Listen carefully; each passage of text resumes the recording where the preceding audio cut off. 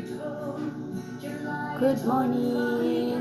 Good morning everyone! Ito na prepare na naman ako ng my morning food spirulina. Ngayon.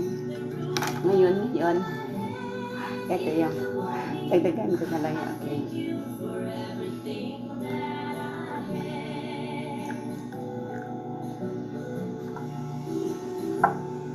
Nakamix na itong spirulina na may coffee. Ayan, spirulina.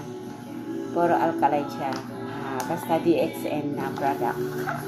Kasi dahil sa meron siyang Ganoderma extract. Ito po, cereal.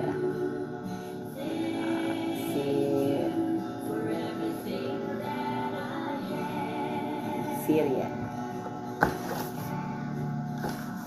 At saka ito, dahil dito, manage niya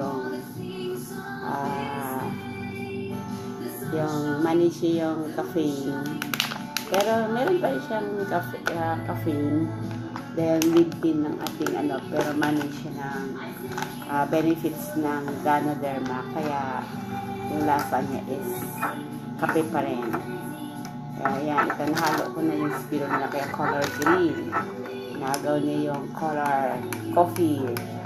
Kasi hinalo ko na lang siya sa small amount of coffee. Yay! Good morning! Eating time ng spirulina cereal. Thank you!